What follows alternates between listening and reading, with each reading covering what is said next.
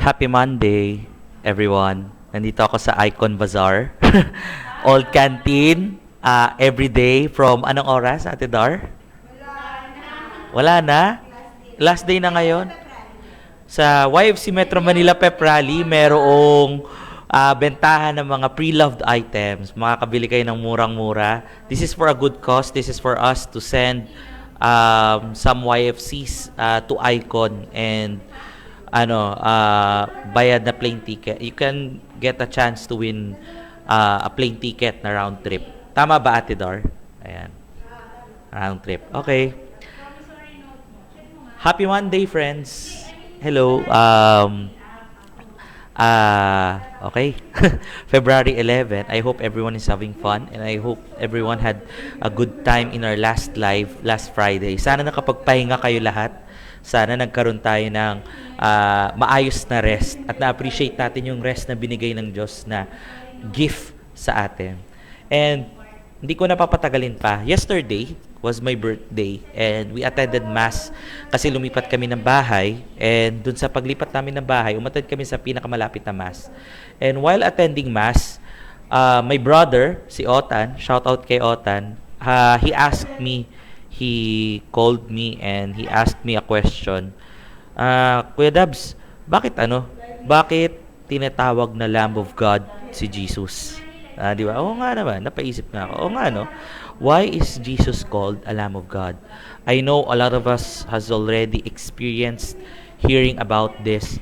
Jesus, Lamb of God who takes away the sins of the world and blah blah blah. Lagi natin ito naririnig. Lagi natin ito naririnig sa simbahan. Especially for Catholics. Lagi natin ito naririnig pag nagkukwentuhan tayo or, actually hindi naman. Narinig natin sa simbahan lang. Ako lang pala yung nakakarinig dito pag kwentuhan. Pero, baka narinig nyo na itong terminology na to. Jesus, the Lamb of God. And, baka marami sa atin, hindi to significant. Wala to, baka symbolism lang to about Jesus kasi ang lamb ay mabait, mahinahon, hindi makabasag pinggan, puti. Kaya ganun si Jesus. Ganun yung symbolism na nakikita ng karamihan sa atin. Pero actually, it goes much deeper than that. The Lamb of God, Jesus being a Lamb of God, is deeper than symbolism because it is the identity of Jesus Himself. And we will explore that today in this live. Paano naging Lamb of God ba si Jesus? And I'm asking everyone, encouraging everyone to share or ask questions if meron masyado ako mabilis or baka meron kayong tanong o clarifications about it. Maganda tong pagkwentuhan natin. Sige, let's start. Before we actually talk about how Jesus is the Lamb of God, we need to recognize first the nature of God. Okay? Si God, my dear friends, ay merciful pero just din. Ano ibig sabihin nun? In God's mercy, there's also justice. He is perfectly merciful but He is also perfectly just. Ibig sabihin ng, anong Tagalog ng just? Ano ba Tagalog ng just? Hustisya. Mahustisya siyang nilala. Okay? Makatarungan. Thank you, Abby. Halal. Makatarungan siyang nilalang. Hindi lang siya maawain, makatarungan din siya. Ano ibig sabihin nun? Hindi niya hahayaan na may mali or hindi makatarungan na mangyari. Ganun kasimple. Because He is perfect. Hindi niya pwedeng hayaan na kunyari, merong tao na naagrabyado at hindi maging tama or hindi pagbayaran no nakaagrabyado yung taong naagrabyaduhan niya. Gets nyo? Hindi siya ganon. Hindi siya merciful na, sige, merciful ako sa iyo, papatawarin na kita. Hindi, papatawarin kita, pero pagbabayaran mo yung kasalanan mo. Remember the story of King David in Samuel in the Old Testament. Nung sinabihan siya ni Nathan na nagkasala ka kasi kinuha mo yung asawa ng sundalo mo. Pinatawad naman siya humingi ng tawag si David, pinatawad siya, pero at a cost. Kapalit nito yung buhay ng anak mo. Ganun kasimple. Because God, although merciful, He is also just. And so, God, in His nature of being just and being perfect and being good, He cannot allow sin to coexist without consequence or retribution. Hindi pwede mag-exist ang bad na walang kapalit na goodness. Hindi pwede. It is against His nature. Because He is perfectly just eh. Ah, sana, ah, klaro yun. May cohort na naghahanap sa'yo dito. Saan, Kuya GJ? Totoo po ba yan? Para aakyat na ako. Ipopost ko muna to, Kuya, kung totoo yan. Um, anyways, it will go against His nature to be perfectly just. In His perfect justice comes forth His perfect mercy. Dahil ang Diyos ay makatarungan, He is also merciful. Hindi nawawala yon. Okay? So, yun na yung unang kailangan na klaro natin, nababa natin, na ang Diyos, makatarungan rin. Kaya yung sinasabi ng iba na pag may nagkasala, thou shall not judge. Oo, thou shall not judge, pero yung Diyos, magja-judge. Hindi mo pwede tanggalin sa nature ng Diyos yun. Diyos siya eh. Makatarungan siya eh. Goodness siya eh. Okay? So, with this, nakita natin na ang Diyos ay merciful, ang Diyos ay just. We need to see the cost of sin. Okay? Remember, when Adam and Eve fell against the graces of the Lord and sinned against the Lord, they rejected God's love and they deliberately attacked His nature. Dahil good ang Panginoon, anything that you do that is bad is an attack against His nature because He is perfectly good. Okay? So, baka karamihan sa atin medyo maninibago. Hala, bakit lahat kailangan may kabayaran? Hindi, di ba pag pinatawad, dapat wala nang kapalit yon? Totoo, wala dapat kapalit pag pinatawad. Pero, ikaw ba, pag nagkamali ka sa isang tao, humingi ka ng tawad? O sorry na lang. Wala ka bang gagawin na kapalit? May gagawin ka kapalit. Hindi man yun pagbabayad, hindi man yun pera, hindi man yun bagay. Merong kapalit. Magbabago ka, aayusin mo na sarili mo, babawi ka dun sa tao, kasi nakakahiya na nagkamali ka na nga, tapos sorry na lang. Kailangan may kapalit. Parang an eye for an eye, a tooth for a tooth. Ganun, kapalit, retribution. And the culture that we tag dito, kailangan natin maintindihan na when you do something, when you do something bad towards a person or towards God, you take away something from God. Okay? You take away something from God, and therefore, meron kang kailangan ibalik sa Diyos. And when you do something wrong, when we do something wrong, we should pay for it in some way with something precious to us, be it money or time. So, the cost of sin, kailangan may kapalit. Nagkasala tayo eh.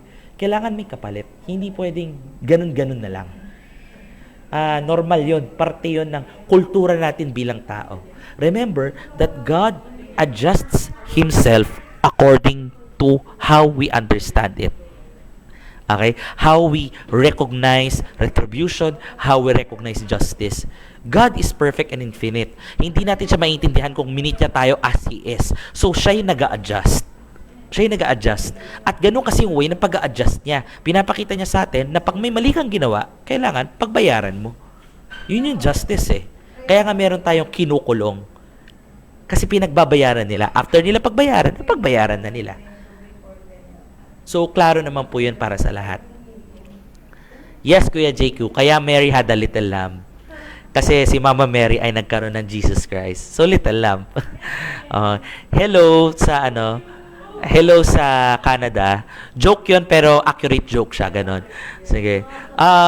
So, going to that. So, nakita natin, perfectly merciful si God, just rin siya. Ito ang kapalit ng kasalanan. Now, we go to the Old Testament. Okay? If you read the stories of the Jews in the Old Testament, from Exodus, Leviticus, up until the Deuteronomy, up until the other Old Testament books, makikita nyo na uso doon yung pag-sacrifice ng mga Jews. Nakikita ko yung sarili ko. Pag-sacrifice ng Jews ng animal. Okay? Nagsasacrifice sila, nagsusulog sila ng animals. Okay? Ito, something interesting. Yung mga tao sa Israel, yung mga tao sa India, yung mga tao sa Europe, yung mga tao sa Pilipinas, yung mga tao sa Amerika, hindi naman sila nag-meet-meet. Pero bakit na pare-pareho sila na nagsasacrifice as a way of offering to the gods. Magkakaiba silang lugar. Pero saan pumasok yung idea na kailangan ng sakripisyo? Wala naman, di ba? Kasi it is a part of human nature to appeal to someone higher than you. It is a part of human nature to offer something to a being that is higher than you. Pero itong pinagkaiba. Sa ibang bansa, sa ibang lugar, ang sinasacrifice tao. Tao. Sa ancient America, sa times ng Incas and Mayans, they sacrifice people. They sacrifice babies. Because that is how they saw that human beings are the perfect sacrifice. Kasi may kaluluwa, may malaki, may pag-iisip. So ito yung worthy sa Diyos nila. Pero what's interesting is in the Old Testament, the Jews had animal sacrifices. God did not ask for a human sacrifice from the Jews. There was one time, Abraham. Pero mamaya, babalikan natin sa Abraham. So, titignan natin yung context ng sacrifice ng Jews. Okay. Alam nyo ba na before, kahit ang pagkain ng Jews, binibless ng dugo. Hindi nila kinakain yung dugo, binibless nila ng dugo. Lahat ng bagay, sinasanctify ng dugo because blood purifies. Blood renews. Ganun yung perspective nila because blood is the source of life. And so the blood offerings that is offered in the Old Testament is an offering to temporarily cover the sin of Adam and Eve. Naaalala nyo, di ba, binalikan natin na kailangan ng kapalit ng kasalanan. Kailangan natin i-appease yung Panginoon. Kasi nga, because of sin, it is an attack against His nature. Pero ito, kunwari, sinampal ko yung katabi ko. Ang kapalit nun, 5 sampal sa akin. Okay? Sample. Sinampal ko yung katabi ko. So, para equal yung sacrifice, para equal yung sacrifice, okay, kung, ayan ko yan. 5 yun, di ba? Kapalit. Para pantay yung sacrifice, kung sinampal ko siya ng 5 beses, kailangan niya ako sampalin ng 5 beses para pantay yung sacrifice. Para pantay yung paghihigante, yung retribution. So, ano ang kapalit para sa isang kasalanan sa Diyos? Wala. Nothing could suffice to ask for forgiveness from the Lord. That is why walang tigil yung sacrifice ng mga Hudyo nung Old Testament. Because the animal sacrifices were temporary covers for sin. In Leviticus, makikita nyo to in Leviticus chapter 4 verse 35, we get a clear picture of it. Ito sinabi doon, through this process, the priest will purify the people from their sin, making them right with the Lord, and they will be forgiven. That is why the priests of the Jews offered animal sacrifices, blood sacrifices, because they wanted to ask forgiveness from the Lord, and this is a way for them to ask for forgiveness. So, bakit nag-animal sacrifice before? It was sanctification and forgiveness. Dabs, hindi ba masyado barbaric yung animal sacrifice? Hindi. During that time, yun yung cultural reality nila nun. And God adjusts according to them. Nai-gets ba natin mga kapatid? Kasi sila, yun yung way nila ng pagkakaintindi nila ng pagpapatawad. Hindi nila naiintindihan ko ano yung naiintindihan natin ngayon. Kaya yung Diyos ang mag-a-adjust sa kanila. Since ganun sila naiintindihan, nila naiintindihan ng Diyos, kailangan nila mag-alay ng animal, mag-aalay sila ng animal. Ganun siya hiningi ng Panginoon from them. Okay? So, these various sacrifices in Jewish culture, okay, ito yung interesting. All of these sacrifices often involved lambs. Okay, lambs. Ano ba ang lamb? Tupa. Magtatanong ako, ang lamb at sheep ba ay pareho, magkaiba?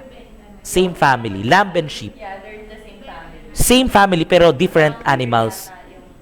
Younger yung lamb. Parang ganon. Baka mayroong gusto sa comment section mag-comment, ano yung pinagkaiba ng lamb and sheep. Pero kilala ang lambs for their white coat. And white, during that time, is a symbol for purity and cleanliness. And the lamb, hindi yan makabasag pinggan. hindi ka aararuhin yan, hindi ka sasaktan yan, hindi ka kakagatin yan. Herbivore pa yan. So the lamb is in essence anong bata pa? Oh, first year. Bago siya at the first year lamb siya. Ang sheep in the first year lamb siya. Okay. So this, God commanded the nation of Israel to perform numerous sacrifices and certain procedures. May procedures yung sacrifice. Hindi to basta magsunog ka ng animal. Hindi. Hindi. First, the animal has to be spotless. Wala siyang dumi, malinis siya, wala siyang marka. Second, the person offering the sacrifice had to be identified with the animal. Hindi pwede na kukuha ka ng ibang animal from your neighbor, yun yung sa sacrifice mo. Dapat may identification ka doon. Dapat may personal stake ka sa animal na yun. Okay? Third, the person offering the animal had to inflict death upon it. Okay? Hindi pwede na isa-sacrifice ko to, pero hindi ako yung papatay. Dapat ako yung papatay. Ako yung mag-o-offer, ako yung papatay sa animal na to. And through this, their sins were atoned temporarily. Okay? Again, uunahin.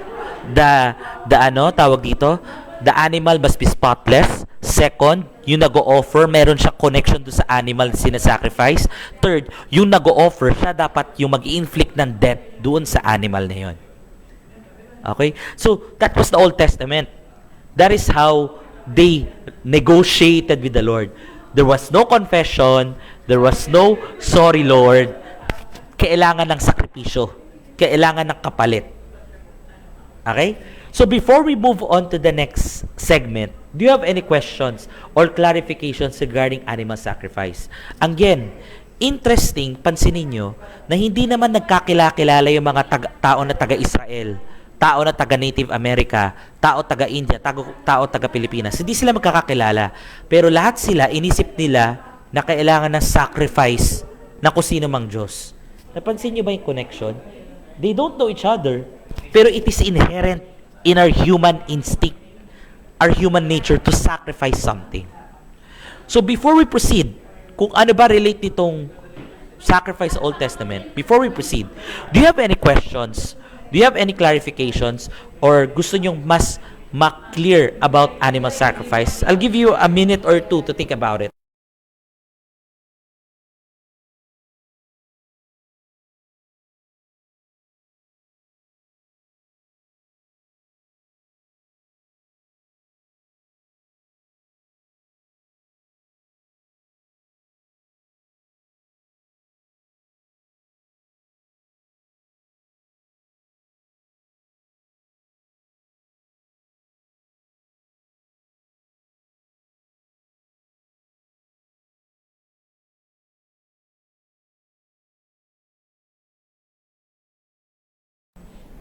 Okay. Since wala naman nagtatanong, or baka wala nanonood, okay lang naman yun. Regardless, let's proceed to the next part. No? Ano yung relate ng Old Testament animal sacrifices sa atin, sa buhay natin ngayon, kung sino tayo ngayon? We go to the New Testament. The perfect sacrifice. The one and eternal sacrifice that ends all sacrifices. You can see it in Romans chapter 8 verse 3. Ito. Romans chapter 8 verse 3. The law of Moses was unable to save us because of the weakness of our sinful nature. So God did what the law could not do. He sent His own Son in a body like the bodies we sinners have. And in that body, God declared an end to sin's control over us, giving us His Son as a sacrifice for our sin. In the Old Testament, the sacrifice there was a temporary covering of sin. Why?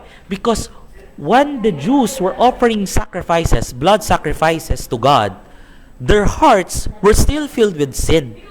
Their bodies may not be sinful anymore, but their hearts were still ruled by sin. Because Israel, as we see in the Old Testament, still committed the same sin again and again and again and again. And so, paulit-ulit. There is a better way that was needed so that the sacrifice could end. Yung paulit-ulit na mag-offer ka ng animal, walang katapusan yun. So, ano mangyayari? Anong connection niya?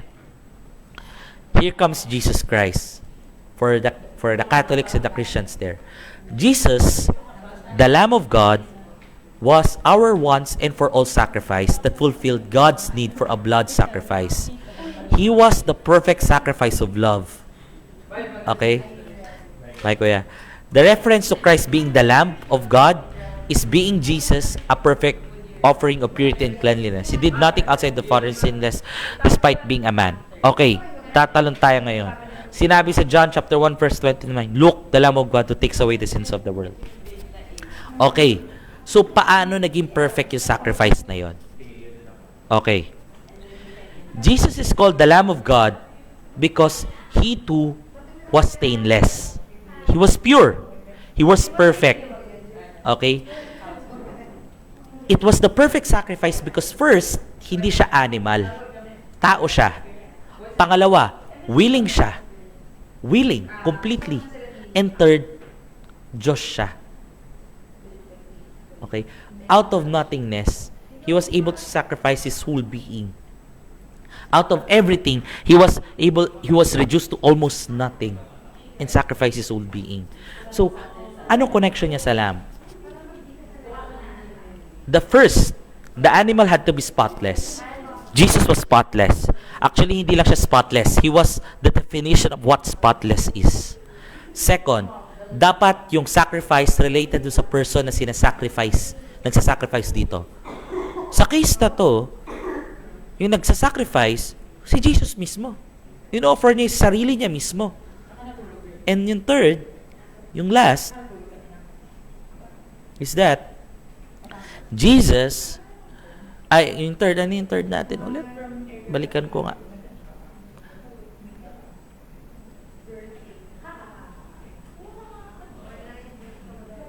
Ayun. Third, the person offering the animal had to inflict death upon it. Okay. This time, hindi naman pinatay ni Jesus sarili niya, pero in-offer niya yung sarili niya. Okay? So, anong relate nito? Jesus gave Himself for us completely and willingly.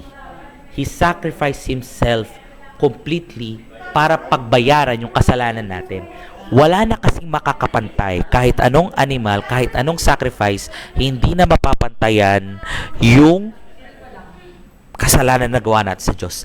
Kahit milyon na animal ang i-offer mo, hindi na mapapantayan at mapapagbayaran ang kasalanan na nagawa natin sa Diyos. So, kailangan may divine intervention. At ang divine intervention na yun ay yung Diyos na nagkakatawang tao at inaalay ang sarili niya as a sacrifice. Okay?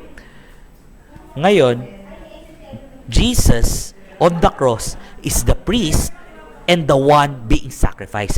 Siya yung nag-o-offer ng sacrifice, but at the same time, siya mismo yung sinasacrifice. And therefore, He becomes the perfect sacrifice. So why is Jesus called the Lamb of God? Because Jesus is the Lamb. Siya yung perfect manifestation ng blameless, purity, hindi makabasag pinggan, and yet siya ang inalay. Siya ang sinacrifice. Siya ang in-offer sa Diyos. Kaya Lamb siya. Okay? Clear po ba yun sa mga kapatid natin dyan? Before I share my closing thoughts on the matter, meron ba kayong questions or clarifications, more clarifications about this issue?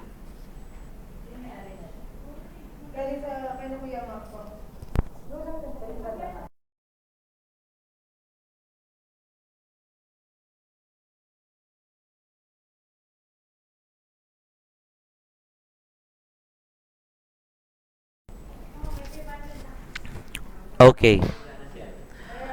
I want to share to you my closing thoughts on this issue kung bakit naging lamb si Jesus Christ at paano siya lumalabas from Old Testament to New Testament. Naaalala nyo ba yung nangyari nung Passover? Nung nagpadala si God ng 10 plagues sa Egypt. Iba't iba yan, di ba? The Nile River turning into blood, the locusts, the famine, boils, yung mga frogs, yung mga animals, etc., etc., darkness. Okay, let me ask you a question. Ano yung last plague na tumama sa Egypt? Ano yung last plague na tumama sa Egypt? Sino makakasagot? Ano yung huling sacrifice? Ano yung huling nangyari sa Egypt nung time na yon bago sila palayain ng Pharaoh? Famine. No, hindi famine. The last plague was this. Yung anak. Tama. Madam Maan Palacio. Yung pagkamatay ng firstborn son. That was the last plague. Okay? Sinabi ni God that the angel of death will come upon Egypt. Sinabi niya kay Moses, dadating yun upon Egypt at papatayin niya lahat ng firstborn son. Except those na firstborn son ng mga Jews. So, yes. So, paano yun malalaman? Paano malalaman na yun yung firstborn na sa bahay ng Jews yun? In-instruction niya si Moses, bawat household, bawat pamilya, kailangan nilang kumuha ng batang lamb, lalaki, hindi pa nanganganak, bata pa lang, kailangan nila patayin Na lamb yan. yung lamb, tapos yung dugo, ipahid nila sa door. Hindi dingding. Sa kahoy na pintuan. Oo, sa doorpost. Tapos yung lamb, iluto nila, kainin nila, at i-make sure nila na walang buto na mababali. Walang buto na mababali. Para walang pumasok na masamang Para hindi dumating yung angel of death at walang mamatay. So, dumating yung angel of death, kaya siya tinatawag na Passover. Kaya siya Passover kasi yung anghel nag-Passover siya. Hindi niya pinasok, dumaan lang siya. Kaya siya Passover. Ngayon, kung ganun yung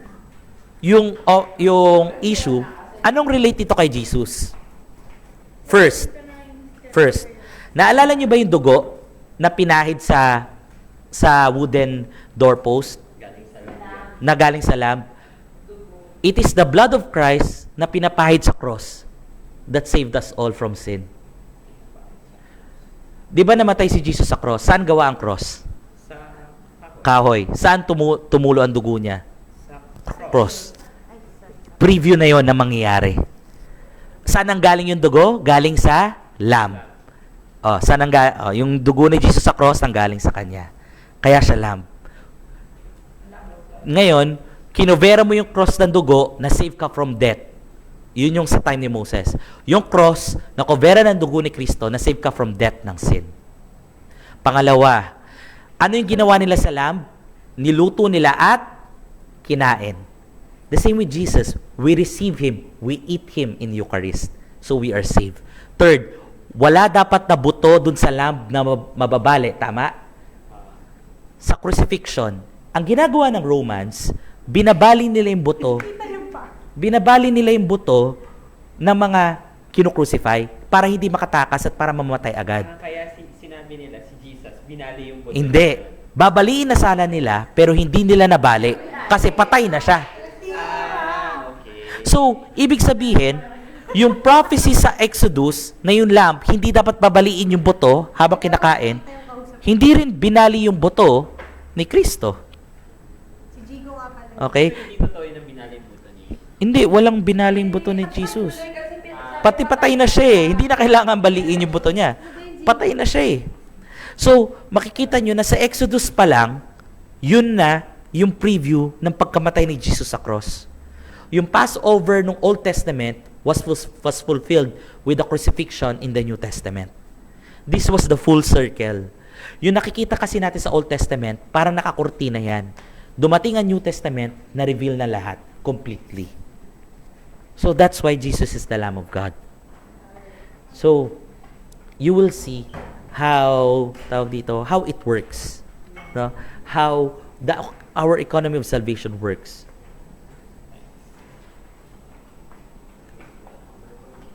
At the end of the day, every Sunday, we go to Mass. And what we see at Mass is the one and eternal sacrifice of the Lamb of God who takes away the sins of the world. Napapansin nyo, before we receive the Eucharist, we say this, Lamb of God who takes away the sins of the world, have mercy on us. Lamb of God takes away the sins of the world. Because we are proclaiming the same sacrifice of Jesus in the cross. And so, He, being the Lamb, is the sacrifice that we receive. Siya yung nag-offer ng sarili niya para sa atin, and therefore, siya yung nag-fulfill ng one and eternal sacrifice. Kinailangan pa ba ni Jesus mamatay para maligtas tayo? Actually, hindi. Pwede naman gawin ng Diyos na mawala tayo lahat ngayon eh. Tapos na, gawa na lang siya ng bago. Pero hindi niya yung pinili. Pinili niya na ipadala yung anak niya at mamatay para sa atin kasi mahal niya tayo. It's simple as that. And in the perfection of Jesus, as the perfect sacrifice, as the Lamb of God who takes away the sins of the world, He shows that it is not through violence that the world will be saved, but through love. And always through love. And so, kaya siya Lamb of God who takes away the sins of the world. At kaya siya tinatawag na Lamb of God. He is the victorious Lamb that is slain, that victorious, in the book of Revelations. Sinabi nga sa 1 Peter, you were ransomed. Okay? Binili tayo ng Panginoon against sin, against death. Well, that's it. That's why Jesus is called the Lamb of God. Do you have any more questions, friends?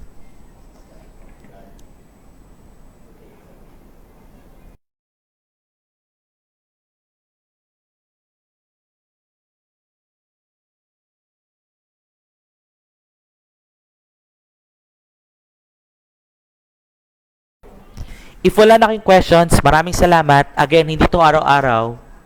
Recently lang siya naging araw-araw. Di ko alam kung bakit rin. Pero pa iba-iba to. Minsan may mga araw na wala. Minsan meron. Minsan 5 o'clock. Minsan 9 o'clock. Minsan umaga. Di natin alam. Pero I hope ito yung mga moments na we're... Pa-shout out, Tria Balilla. Okay. Sige, pakabait ka. Sabihin mo, Tria Balilla, alis na tayo. Alis na daw tayo, sabi ni Madam Maan. Okay. Happy birthday, love. Metro Manila Pep Rally on February 24. See you, friends. Registration deadline on Friday. Registration deadline on Friday over YFC Icon. Birthday po niya kahapon. Happy birthday. That's it, friends. I hope meron tayo natutunan about Lamb of God. And next time, when we say it at Mass, mas lalo natin maramdaman na Jesus is the sacrifice, the Lamb of God who really did take away the sins of the world. That's it. At maraming salamat, mga kapatid. See you next time.